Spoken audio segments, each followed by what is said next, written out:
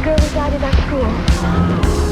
Mary Lou Maloney is back for the prom, and she's going to make sure it's a night you'll never want to remember. Hello, Mary Lou. Prom Night II. Rated R. Last Friday, consult your local newspaper for showtime.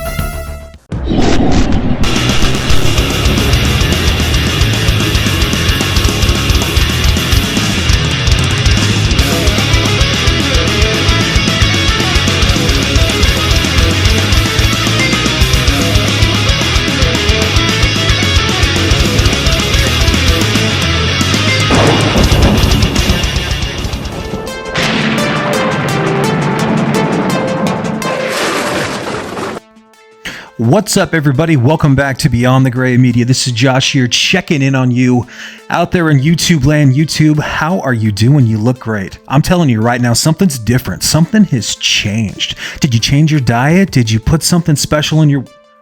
Yeah, dude, I've tried that. That shit actually works like really, really well. So what was I up to? I've been cleaning this garage all weekend. You probably can't tell, but I reorganized out here.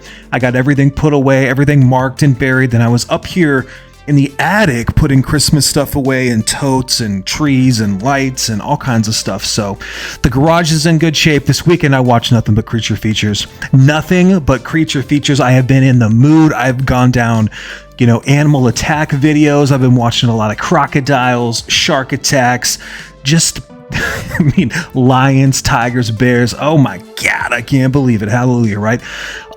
It's been a lot. It's been a lot. So I was hoping when I put up that poll on Friday that somebody was going to choose a creature feature for us to cover tonight. They didn't. That doesn't mean I'm still not going to do it over the week. What I'm going to do over the week is I'm going to cover a couple of animal creature features, and I might do a little 2-for-1 one night where we get two and we kind of compare the difference. Which one's better? Which came first? Similar stories, right? What happened? So stay tuned for that. But tonight, the winner of the poll, let's go ahead and pull it up on my phone. Boom. Here we go. If you got to choose, number one is Prom Night II. Hello, Mary Lou, with 34% of the vote. You got Rogue down there with a paltry, a measly 19%, Chud, not Chud 2 at 25, and then last but not least, Piranha Joe Dante's Animal Attack Classic from 1978 at 22%. So tonight we are covering Prom Night 2, Slasher, Supernatural. What is it? We're going to find out. Thanks for being here, however you are, wherever you found me. Appreciate it. Let's check it out. Following up with a sequel to a film like Prom Night 2 seems like an inevitability, something that just has to happen now when you look back on it. For better or for worse, when you think of coming-of-age slashers worth writing home about, you have plenty to choose from.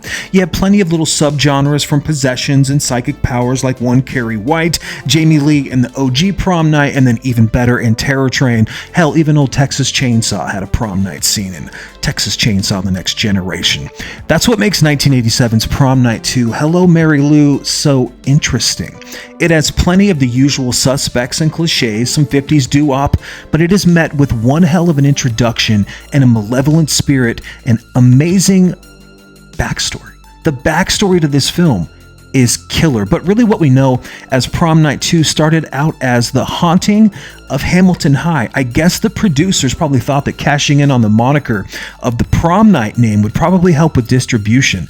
I think they were probably right. For what it's worth, and to horror fans in the know, Hello, Mary Lou is one hell of a fucking sequel, and things are about to get nasty. Now, before we break down the plot, it seems like a damn shame that the only way to watch this film is to screen it on this grainy, low-grade compression shit on Peacock, or to bust out my trusty DVD. But this isn't just any DVD. This is the best version of Prom Night that I have. This is the MGA triple feature DVD set 3-pack, right? So I got 3 discs at least. It's not like 2 films on one side and you flip it over and it looks like crap, right? It's all sequels. Candyman, Farewell to the Flesh, a great part 2. Texas Chainsaw Massacre, damn good. And then Prom Night, Hello, Mary Lou. This is as good as it gets, but how many films out there do I have, like Death Row Game Show, Sorority House Sleepover type of shit? How many Vinegar Syndrome titles are they going to release before we actually get something of merit and artistic integrity? How many? And people just keep buying them, and I got some schlock out there. I got some stupid stuff, but I'm just there's nothing but B-level trash. We can't put Prom Night 2 out on Blu-ray. We don't deserve that. Why? I don't understand. It's seriously, it would look badass on Blu-ray. We're just butchering it. I don't get it. God forbid you're streaming and you put this thing in.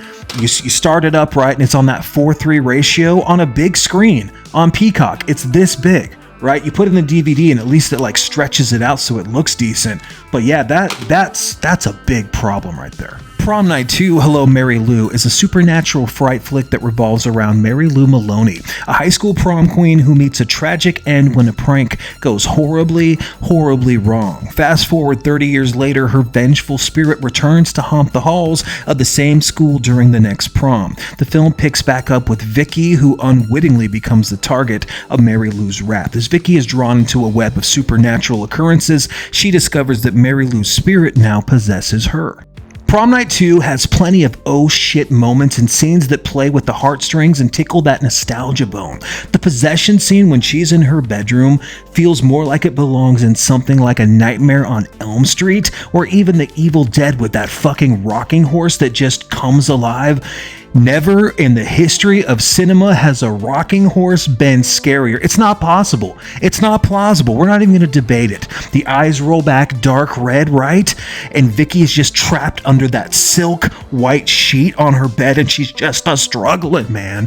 When that stallion is just fucking rocking. That scene is intense. I don't know if you watch that now, 30 years later or whatever. When I watched this when I was a young fella, it scared me so bad. I'm talking so bad. That was, nope. That's a whole bag of nope. That is pure nightmare fuel. Another slice of pure 80s dread involves a green chalkboard and the words, "Help me." They're written painstakingly slow. Of course, Vicky has to investigate and see what's up. She needs to help before the color changes and she's dragged by this set of hands that just grabs her, dude, in that negative space. And it pulls her into like this green looking pool behind the chalkboard. And you just disappear into this like nightmare soup. It's fucking horrifying, dude. I'm telling you, it was horrible. Like, I know that this film came out and they probably had a lot of Freddy Kreuger, a lot of nightmare stuff they can pull from, and this is totally something that you would see in something like The Dream Child, right? How about Death by Crucifix, Confessionals, 50s doo-wop transformations? Check, yeah, we got all of that shit covered. Care for a shower scene with full frontal nudity? Well, womp, bamba, loop, bump, womp, bam, boom! Guts eviscerated. That scene right there. Usually you don't see people dying by locker. That's pretty rare. Not in the 80s, not in 87. The death by locker is something that you might see from a Brian Usna film, right? It's a fucking trip, dude. It's so much fun. Mary Lou is for real. Throw in some killer dream fake outs, hair crimps, a little bit of light incest, death by keyboard, and a will to be weird. Prom Night 2 is a real party. Really, this film kind of feels like Carrie, but in reverse. Like if Carrie had been killed by the bucket of blood and decided to come back, this might be like a sequel to that. This is but with a lot less sultriness of what it might have looked like. Think about a mixture of Christina Ricci and Carrie White. That's kind of what this girl looks like with the hair crimps, right? Full nudity. There's a lot of sexuality and, 80s sleaze in this film, but without a doubt, Prom Night 2, it shines with its body horror possession, final form transformation scene at the very end. That transformation from Vicky to Mary Lou Maloney, I think, is really what hauls the mail every day of the week. This film is, it kind of stays together because of that scene. And there's some other cool stuff in here, but it's a little bit slow in parts, I would say, even though it's got damn good music. It's got pretty good effects, I think, for probably the measly budget that it has. But the camera work and that climax, that reveal, man, it really rips. That's one of the best parts of this whole film. That shot of her coming through Vicky and her body's kind of like half dead, right? That's like something you might see out of Return to the Living Dead 2, the way that it looks. Her half dead body sprouting to life, just tremendous, dude. A healthy dose of the supernatural. Evil Dead 2 camera work, where it's kind of like following her through the gymnasium and down in that little attic basement area. In the basement, there's this Evil Dead kind of camera work that's going on.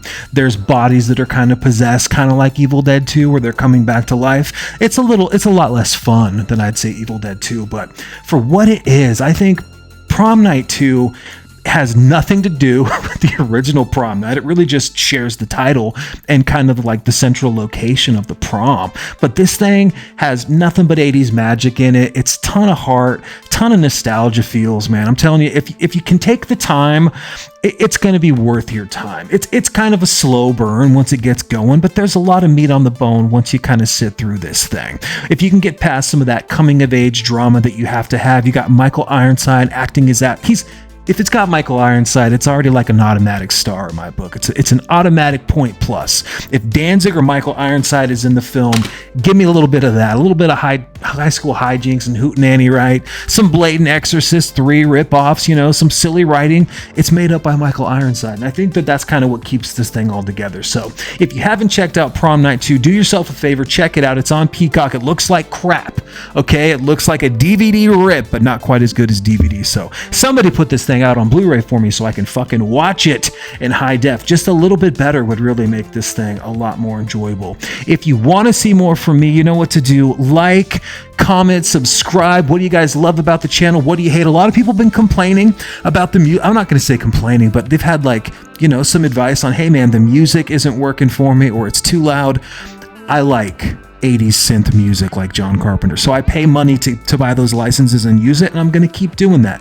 I can adjust the volume a little bit if it's distracting, but when it's just me talking out here, dude, it's already hard enough to look into that red light and say, we're coming to get you, Barbara, right? Just to have some sort of inflection and still be yourself without putting on a character. This is how I talk all the time. Sometimes I don't talk this fast, but if I'm writing a script and I'm reading a script, I can kind of get going pretty quick. So yeah, I like having the music. If it's too loud, I can adjust it up or down, but I kind of like 80s music, especially, that horror kind of synth stuff. So thanks for being here, guys. I got a bunch more stuff coming this week. I'm feeling a lot better. My goal for 2025 is to put out more content, hit you where you itch, and just kind of take care of you guys. So if you got any recommendations or the things you want to see, you know what to do. Leave it in the comment section below. Love you guys. Take care of yourselves. Cheers.